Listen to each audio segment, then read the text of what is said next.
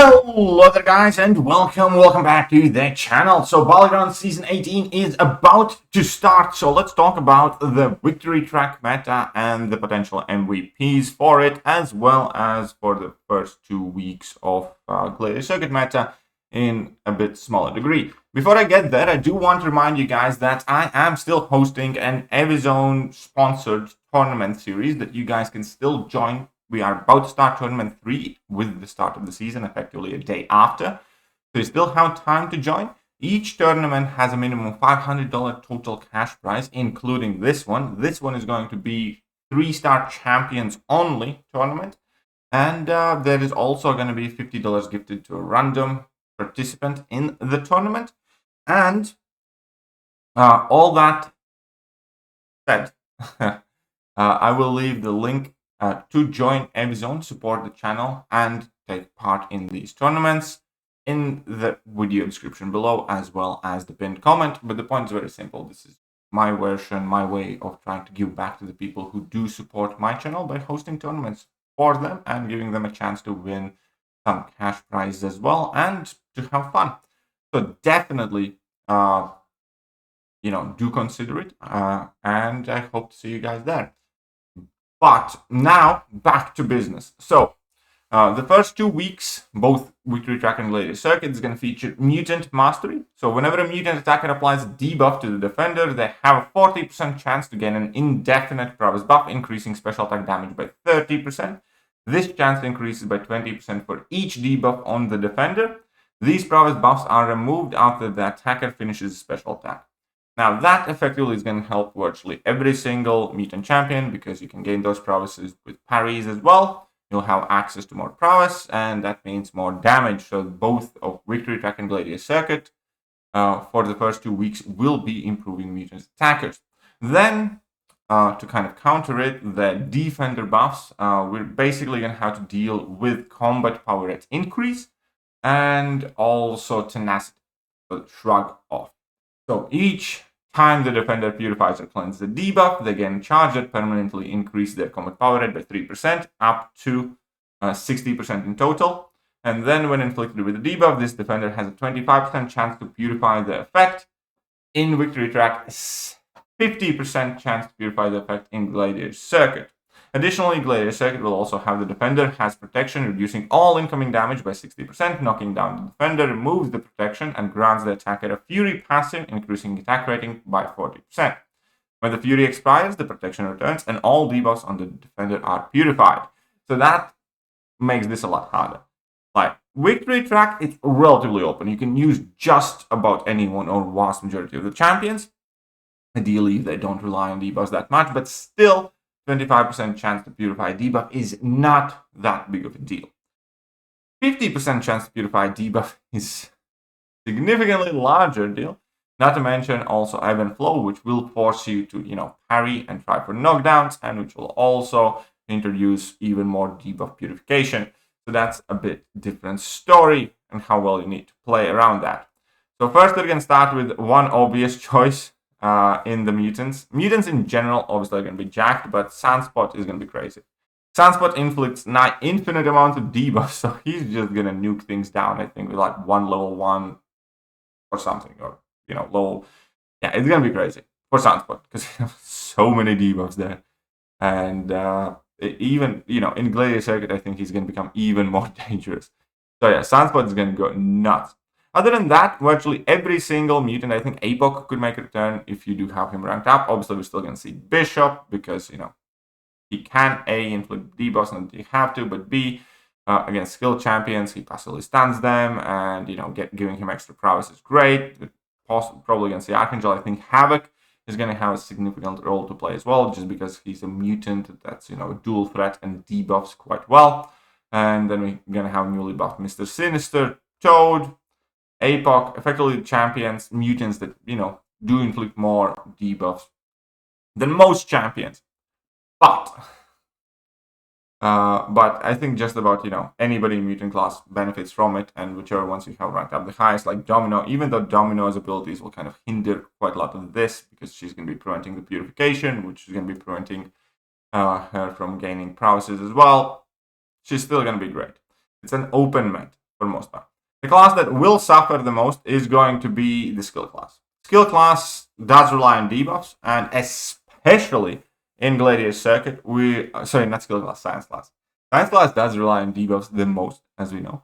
And especially in Gladiator Circuit, a lot of science champions will be just unviable, like not usable. Because in between 50% tenacity, in between ebb and flow knockdown, you're just not going to be able to stack and stick your debuffs for a very long amount of time.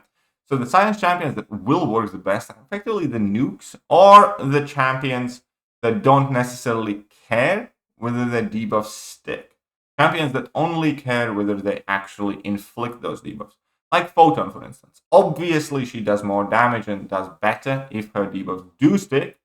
However, you still enter her hard light form and start going absolutely nuts damage-wise. As long as you have applied 25 debuffs, whether opponent purified them or not, doesn't matter. So Photon's still going to be an excellent science class choice. Same goes for Titania. She gains her Furies regardless of whether they stick or not, which is the reason why Titania can do fights like Kingpin and, a whole bunch of other skill champions that purify everything. She's not as fast, obviously, but she's still going to be tremendously great. And Hulk, Hulk's just like a nuke. So Hulk's going to do fine. There's not going to be an issue with Hulk. In skill class, we have Kingpin. Doesn't really rely on debuffs too much, especially if you go level 2 rotation. Kate is going to be an absolute MVP in my opinion, because you do get relatively easy knockdowns. You kind of have to knock the opponent down anyway with Kate. And then on top of it, obviously her cold snaps are passive, so that's not going to get purified. Valkyrie doesn't inflict debuffs, and additional damage from ebb and flow is just going to enable her to finish fights faster and, do those knockdowns. So it's basically going to be, build up to level 2, knock the opponent down, and go ham and probably nuke just about anything. Massacre is kind of similar. Those incinerates are neat. Go for level 2 in block with at least a couple of incinerates on. You'll be fine. And then we can move on tech class. Now, a lot of tech champions are kind of surprisingly reliant on debuffs that I didn't realize up until I was making this video. But we definitely need to take a look at the Guardian, quite popular battleground choice. It doesn't, rely on the debuffs. You can knock the opponent down, and then you can go for the nuke with the Fury as well, which will offset the cost of the extra solar charge for him. We have Red Skull, again, kind of relies on debuffs, but out of the 5 shocks that he throws on the opponent with his level 2, statistically some will stick, and that should be good enough for you to finish out the fight. Plus, obviously, he's a tanky defender and, domino counter. I think Shocker should be crazy good for this, because you're going to drop your level 2, you're going to knock the opponent down with that, and then you're going to charge your heavy attack, drop your heavy attack, and you're going to have like extra Fury on, which, shouldn't affect too much, but at the very least, protection's not going to be there. And the stun is passive, I believe, after the level 2. And there we go. Stun passive for 5 seconds. So there you go. So Shocker is going to do great. And then moving on in Cosmic class. Cosmic class is also, again, kind of edging into the debuff reliance territory, buff and debuff. What do we have? Hulkling. Hulkling is just going to destroy everything. You can build up 2 bars of power, throw a heavy attack, drop that level 2 in block, because opponent's going to be holding the block, and just nuke everything. We have Hercules, Infuriate Cannon probably will get shrugged off a fair amount of time. It's not end of the world, just ramp him up. And, we still have in Cosmic class also Galen and a handful of other champions, obviously, that will work to the various degrees of success. There's absolutely no issue. For instance, somebody like Galen or Nova wouldn't work. CGR is kind of like the main guy that will probably struggle a little bit. I think Venom is still plenty viable with this. And then in Mystic class, we have Chavez. Chavez is going to be great. She doesn't rely on debuffs, and she easily knockdowns the opponents, and Chavez is going to go nuts. You can count on Chavez being crazy good for all of this stuff. Juggernaut doesn't rely on debuffs, unstoppable, which means you can also get easy intercept and knockdowns with him. And just run through things with Juggy. Hood is similar, easy knockdowns through his special attack spam. Oh, ad blocker. Nice, good job, ad blocker. And I think for most part that's going to be the meta. In general, next BG season is going to be relatively open. So minus a handful of champions, for week 1 and 2, you can use just about anyone. And in week 3 and 4, you can literally use anyone.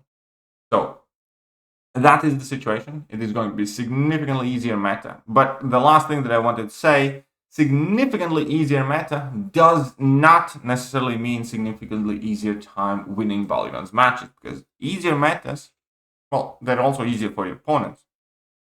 So I want to test out how this is going to feel in comparison to the last several months, because last several months we had fairly specific metas, and this seems a lot more open, which is something that I kind of missed in Polygons, and I hope I was right, and I hope this is, going to be a positive kind of a change, at least for the season. Let me know what you guys think, which champions you expect to do well in Victory Track and weeks 1 and 2 in Gladiator Circuit. What are you most excited about? And I'm going to catch you guys very, very soon. Bye-bye. Hello there guys, and welcome back to the channel. So we have already